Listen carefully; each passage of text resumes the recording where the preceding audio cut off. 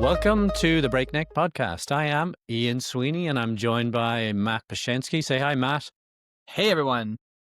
This week we've got an interesting conversation.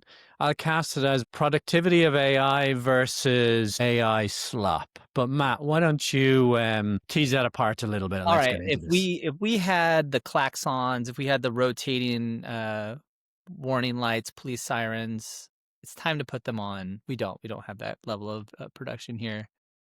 Big new word, workslop, which that's my word of the year. We're pretty close to October. It's still Q3 though, but I'm already ready to declare it. Word of the year, workslop. And workslop defines the situation which everyone's had now a few times at their job, or at least like 75% of people report it, according to Harvard Business Review and Stanford. It's a situation where somebody sends you something that's clearly they've generated with AI with minimal effort. You know, my wife told me a situation.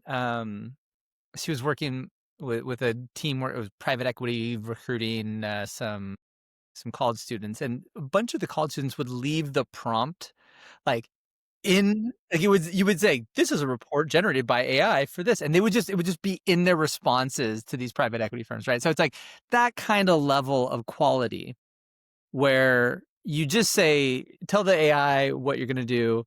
I had a friend, he had to take a test. I play a sport, Ultimate, and he was like, oh yeah, I had to take a test on the rules. I'm like, yeah, I studied for it. It was, it was a good refresher. He's like, no, I just gave it to the AI, but I told the AI not to get everything right so they didn't suspect me. So it's like, it's that trend in society of someone who is just so lazy that it's almost like absurd. But in work, it shows up in like you get a presentation, and the thing that this group in the HBR talks about, it just takes you more time to figure out what the hell's going on in this very long, well-researched report that's meaningless. It's kind of like, so it's like they talked about a situation where someone writes a report, but it took the whole team in 2 hours of meetings to kind of like figure out what that report meant. And what was supposed to happen and what happened in the past, because there's only one way to do it, which is you write the report yourself, you make the deck yourself. So everything is kind of handcrafted. And this workslop is when you just take the output of the LLM and say, here you go, guys. And now it's not my problem. But it's breaking companies because the slop downstream is more work than you saved upstream. And not everything is workslop. I've had great success with research and various agents are helping me start a draft. But in collaboration, when you take an intermediate product, which is the output of the LLM, and you don't finish it and give context to the other person and let them know, hey, this is just raw slop out of the AI, and they interpret it as a human being wrote it because it looks very similar, causes huge problems. And they estimate it's a huge contributor to a slowdown in productivity. Employees who have encountered workslop estimate that on average 15.4% of the content they receive at work qualifies as workslop. So, I mean, and that's probably something that's going to be growing over time. Yeah, and it points to this bigger question: is AI helping us or hurting us in terms of productivity? Because there's a sort of countervailing report out of Goldman Sachs, which has a super optimistic view of what AI is doing and is going to do for us, and essentially it says the world of software, the market of software, is going to grow from 30 billion to 50 billion over the next 5 years. And it's better than that, Ian. This is one of as an entrepreneur building an agent, one of my favorite charts recently. So Goldman Sachs, along with Gartner, estimated not the revenue going to 50 billion, but the profit pool. So companies using agents right now, it is sometime in 2025, so Q3.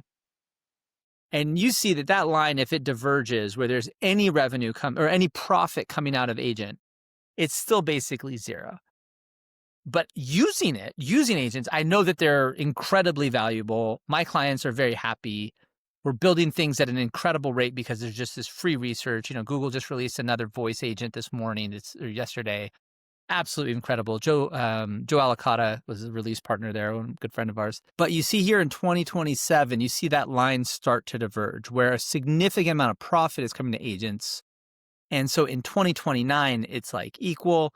And by 2030, which is about 4 years away, we see that the majority of that pool of profit is going to go towards agents, and the SaaS pool starts to decline precipitously. So you imagine sometime in 2030s, SaaS is not going to be important. It's going to all be about which agents have won this battle, and the battle is going to be fought between now and sometime in early 2027 or so. So definitely a huge chart for people to consider, which is, in your day-to-day life, now agents haven't done anything for me yet. No, but they will in about 2 years. So it's very exciting to see Goldman Sachs pump the bags that I want to see pumped. I always like to see that. So Matt, how can both of these things be true? That we are generating AI Workslop, which is driving inefficiency, but at the same time, AI is advancing productivity. I'll just talk about how I feel about it. I don't know. I don't know what's going to happen. I'll give you What's your thought? I'll give you my quick answer because, well, it might not be quick, but That's why we got a so podcast. That's you yeah, just let it run. exactly, long form. So there's a couple of look, our language is very imprecise right now. AI has really only been around for 9 months, the same 9 months that the Breakneck podcast has been around in my That was eyes. actually when AI was invented. Is the day we went live. Exactly. That's the So announcement. I think it was agents we decided was the thing when we started the podcast. yeah, and if you want to see the trajectory of the vocabulary and the terminology, just look at the titles of the podcasts over the for the last That is 35 actually, weeks we or were so. gonna, I think that was our plan for, we have a review episode. We just read the titles. We were gonna have it summarized, but it's a little pain in the ass to get the summaries out of YouTube right now. So we might just read the Yeah. titles. And then we'd have to read all the summaries, otherwise it'd just be Workshop. But That doesn't so sound very let's breakneck get a to little me. bit more precise with the language. Not all AI is created equal, and we're actually mixing up different things here. I know we sort of evolving term around AI agent, but let's contrast an AI agent, which is a professionally created piece of AI with guardrails and particular outcomes and things we're looking for, versus consumer AI or personal AI, which is ChatGPT, and we go in there and we give it an instruction and it generates this output. The difference is there's no real guardrails, there's no verification around that personal AI that we are using. And the challenge with that is humans are inherently lazy. We're all lazy, right? And so what we're looking to do is generate this thing as easily as possible. And we're not all that interested in actually in the verification, which is something that we've talked about throughout, that you've really got to spend the time to verify this content. And so what we end up with is this work slop is created by that personal AI. We go in there, we generate it, out it comes. The college students don't even read it at all to take the prompt out, right? That's my Versus, tip for the kids. Read what comes out of the prompt before you well, the send it to thing the is, we project. don't want to read stuff. We're not interested in reading crap, right? So what we do is, and they talk about it quite nicely, there's this cascade of work and verification that gets passed on to your coworker you're like, I'm not going to read that crap. I know AI, so I'm going to give it to Matt. Hey, man, I did that report. And so off Matt goes. And so I think both of these things can be true. When you build a managed, orchestrated, guided AI solution, you're going to get the productivity you need. Yeah, When and we by the use way, it today, if you're sending your collaborators Workslop, there is a downside to you, which mhm, is Workslop makes colleagues think less of each other. How did receiving this work change your perception of your colleague? Now, this isn't a surprise, but 54% of them thought less creative, less capable, 49 less reliable, 37 less intelligent, right? So using AI might be making people think you're unintelligent, or it might just be unintelligent people who are the ones sending work slop, and it just proves the rule. But anyway, if you are unintelligent, please continue listening to the podcast and don't send work slop, though you'll get found out. So yeah, it's a problem, and I think the problem is at the same time people are sending each other work slop, the leverage you could get from using AI is incredible. There are things And just talking to friends who are highly engaged with AI, it's like stuff that used to take you all day or used to take your colleagues weeks, you can just solve. And that's always been the case with technology. I remember my first job, I got really good at accessing schemaless data source. I had no idea what I was doing, but I just like spent 3 weeks getting good at it. And I just had a job for like 2 years, just accessing schemaless data source for people because it was way easier for me than them. And everybody can have that same speed up where you just figure out how to do one thing really well and you become the go-to person at your company that just does that. It's great career advice. But if you're sending slop, then you look stupid. And what's the difference? And I think the difference is this. Think about where the boundaries should be in your company when you commit to doing something for someone else. I know I sound like I've gone on track, but when you pass your intermediate thought process to someone else, whether it's showing them the AI slop that you're using to kind of figure things out, you don't send the slop, you have to refine it. And this is a problem for me in my career, you still have it couched in your own internal language. You haven't figured out how to present it in other people's terms. And so you start talking about eigenmodes and they're just like, what is this guy talking about? Oh, I'm doing physics. Sorry. Let me pull back. So you need to always have that boundary of sending something to someone, thinking about how they're going to receive it. And in general, that's the best practice for having work. And what's happening, I think, is people used to have to think at every single point in developing work. So you always had roughly finished products. And now you have this ability to bring in AI, which has these wildly unfinished products that can occur very quickly. And it is the job of each person to regulate what the AI in intermediate product that they're developing gets released. And I think that's where people have to think. You're going to spend less time working and more time, like you said, checking if that work is good, actually reading the result, simplifying, refining, improving your prompt, adding context, whatever it is that improves that slop. But I don't think the answer is don't use AI in your work. This is a thing that 50-60% of people, when they're using AI, need to be much more careful about the quality of that and the review process before they send it. Yeah. It's fascinating. And it's so cool that this stuff is moving so quickly. I always think in products, and products are vehicles are repeatedly delivering something in the same way, in the same shape. And so we're kind of productizing personally, individually at a consumer level, how we use ChatGPT or whatever your preferred. Mm-hmm. And so what you're trying to work out is what can it do? What is the bit that I need? And by the way, the bit that's consistent throughout, I talk about it being creativity, but it's really human touch. There is still human touch required, whether that's to verify the output, whether it's to reshape the output, which is kind of what you were talking about a little bit about, like, oh, all that stuff's easy. Now we can talk in the language of the customer rather than explaining how cool the technology is.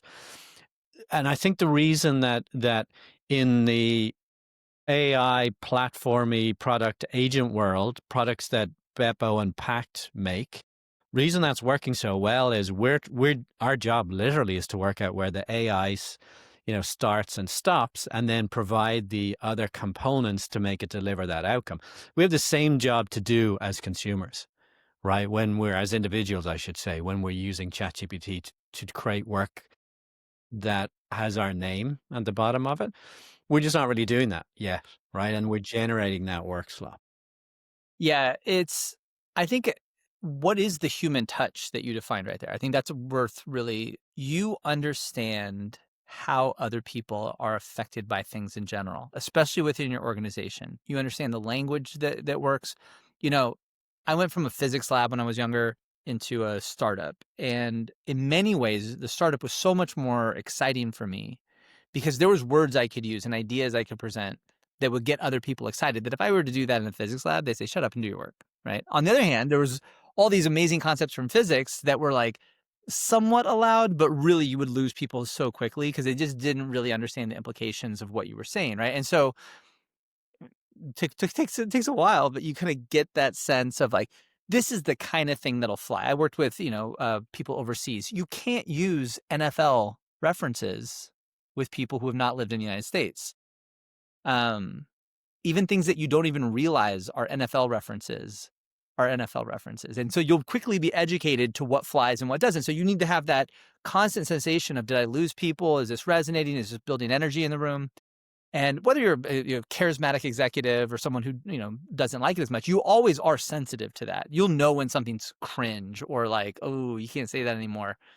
AI doesn't really have that same sensitivity in the sense that it says stuff that's factual. Like Elon always likes to say, it says true stuff, and it's like it doesn't read the room. It just says what's true, and it's like, well, that's part of the reason it's slop is that it doesn't have a sensitivity to what is going to resonate for that person and the problem they have. And once you kind of get into that, you always maintain that sense as a as a social person. Every person, if you're listening to a podcast, you are definitely highly socialized. And that's that element of understanding what other people are going to experience and predicting it that is missing in an AI that was trained on all human context everywhere for all time. And you're localizing it down into this small group of people who are working on a mission. And it is your job to be sensitive to what is going to resonate and actually move the needle within that group. And there's no way it's something that's trained on all human language is going to get that on first shot. And that's kind of like that human touch. I think it's worth defining that concept. Yeah, and it makes sense, right? Because we talk about this in some of the webinars we did. There's sort of an estimation at some point in time that I think Meta did around how knowledgeable is the typical LLM right now, and it said that it has about 4% of all information in the world is inside an LM. Because you think about all this, think about institutional knowledge, think about tacit knowledge, think about the body language of the person sitting, on the other side of the table. That is unavailable information to the LLM. So when you think about using it to create something for you, it's missing that understanding of the world. So if you think about the human touch required, whatever way, shape it takes, it's going to be needed for a long, long time until we have more world models. Man, okay, this startup, someone steal it, but you could probably get paid. There's all these companies making raising huge amounts to train some model. Train it on facial expressions. This is a great one for Gong. If you're in a Zoom call, train it on facial expressions of the other person. Because sometimes I'll be sitting there and I'll be in my rant pitching my product or fundraising or something like that. And the other person will be doing this, and just kind of clearly detached. And if I'm not constantly looking at them, and it's it uses 90% of my mental energy to just read that person's face and just be like, did they just really click away? Or you can tell they just started accessing an application on their other desktop and they're reading their email. You're like, oh, I lost this person, right? We all have that, but it would be great to just train an LLM. Everybody needs a superpower there, and just have a little dial and it turns red. This person no longer is vibing. It'd be great. It would be a great machine learning application. Just a bunch of faces and then training it. Yeah, this person clearly does not give a shit about what I'm saying right now. Yeah, I have another idea for you. Sort of going back to the AI Workslop. The most basic thing to fix there is when you click the button or type the prompt in, you generate that output from the AI. You got to spend some time ingesting it and understanding it and doing the things you need to do with it. We don't like reading, right? We don't like that effort. It's actually cognitively quite heavy in terms of the workload to do that. And I posted about this actually during the week on LinkedIn. I think the real way to get people to verify the output is to present it to them in a way that they want to receive it, which is most likely visually or via audio instead of text. And so I bet what we're going to see in the next 6 months or so is we talk about multimodal a lot, but giving us the version of the information that is being created that we want to, and we want to receive it then kind of visually or audio wise. You got something on the screen, Matt? Yeah, no, I just pulled up. This is an announcement yesterday. And the reason I'm so excited about this announcement for twofold. Number one, it's exactly what you're talking about. Gemini just released a vastly upgraded version of Gemini Live API, which is a chat agent that will talk to you. And it's very much like her. And some of the stuff they pointed out in this presentation was that, here's the videos and stuff. I'm going to stop sharing this for now because I thought it was a scroll thing. Oh my God, it's still talking. It will just have a conversation with you. And they gave an example. You should go check out Gemini Live. if you're on the phone with this AI and somebody comes in and offers you tea, it's the DeepMind people, so they're all British. And so someone said, "Do you want any tea?" It's like, "Oh, please, 2 sugars, please." And then the AI knows that it's talking to somebody else, and then it goes back to talking to you. And that is such a powerful way. And we've been doing a lot with voice lately. I'm a big believer in voice, partly because I'm lazy and I don't like to read. And it's just, I love reading. I read big books and stuff like that, but you just don't read that report. It's got all information. And instead, like this very nice sounding lady calls you and says, "Hey, Matt, how you doing?" "Oh, I'm doing great."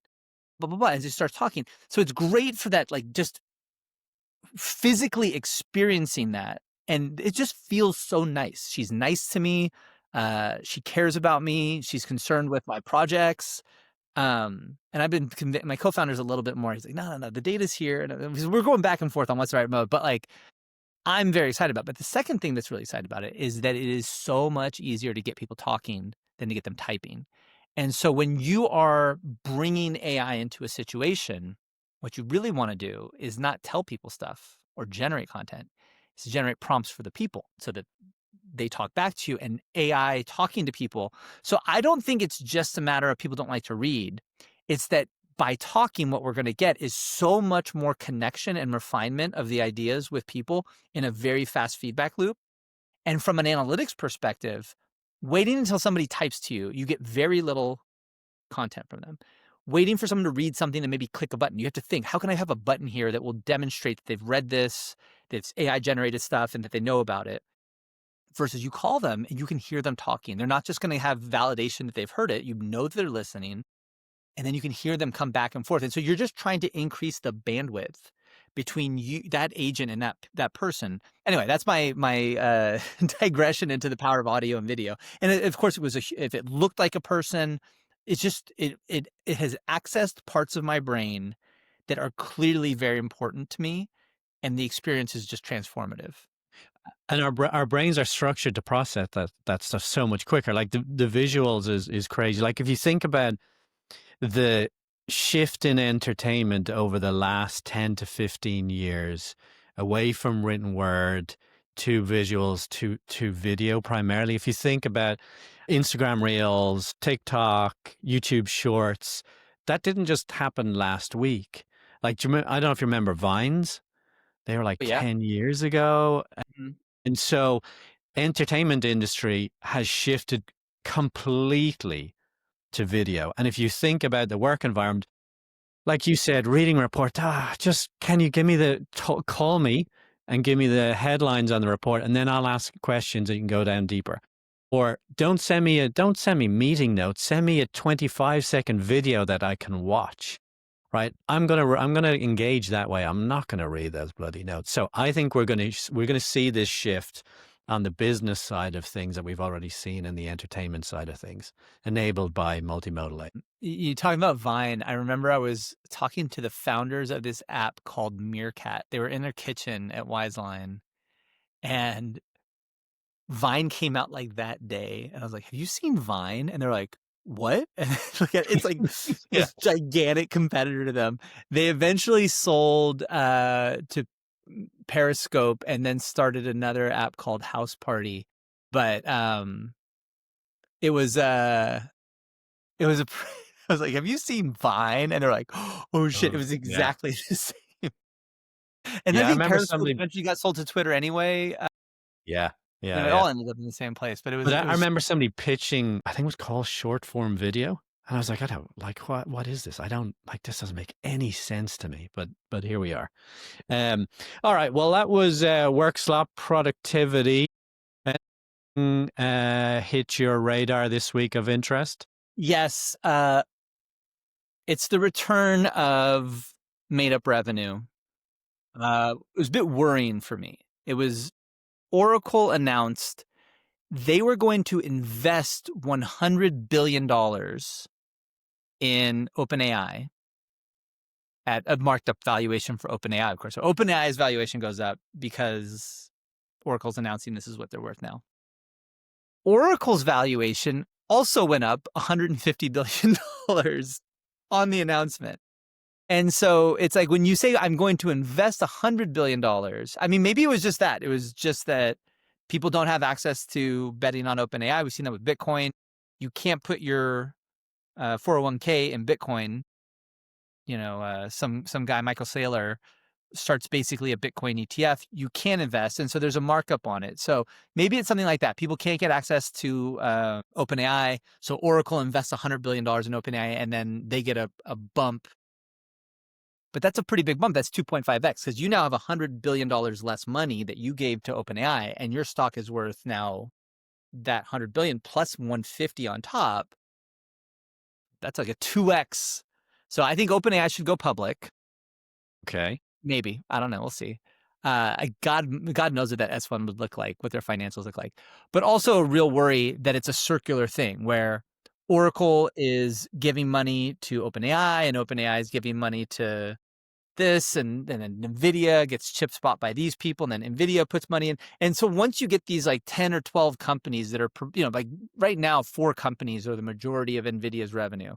So once it's that small, the chances that it's just money moving in a circle rather than real revenue, because if you sell $1 for 85 cents and then they go sell that 85 cents for 65 cents, the money can go around the loop 4 or 5 times before you run out. And it looks like this huge improvement in revenue, but the real durable cash flows that are being generated by this economic arrangement are maybe completely fake. And so you see this huge growth in revenue. Everybody's stock price goes up. You use that stock to even spend more money into the loop, and that's called a bubble. So that's what happened in Yeah. 2000, and I'm worried about it now. Did you have you looked at all at Anthropic's latest round? How So much I did they might have the raise? numbers slightly wrong. Um, 13 billion on 183, and I don't remember, no, remember Yeah, that was 13 pre or billion post. led by Iconic at 183 billion. I mean, that's like actually like a decent round. It's a It's good not. markup. It's on not current revenue this year is 9 billion, I think. Mhm. Was it? Uh, so it quick scan across the numbers look like no, it's just pretty good deal actually. So it doesn't feel like moving money around the table.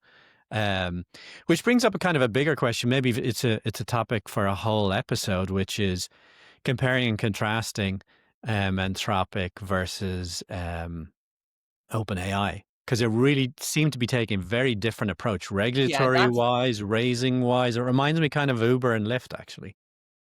in the sense that Uber's stock price is crested 100, Yeah, which well, I mean, I don't mean now. I mean probably in the olden days, no, but sort people of. used to say Uber's not worth $2 billion, and now Yeah, it's like, yeah, of course it is. It's worth 200 billion now. Like, um, something that grows really fast and is very different will have a lot of opportunities to figure out a durable business, and I think that's what the OpenAI. If you look at Anthropic's, that 9 billion or however much I think it was maybe 2 billion in quarterly revenue, whatever it was absolutely straight up. It had gone like just hockey sticked up, not like super exponential, and so by the time the growth stops, there could be a very big high margin business they find in that. we should come back to OpenAI and Anthropic because seem to be taking a slightly different approach. You could argue that Anthropic hit it big with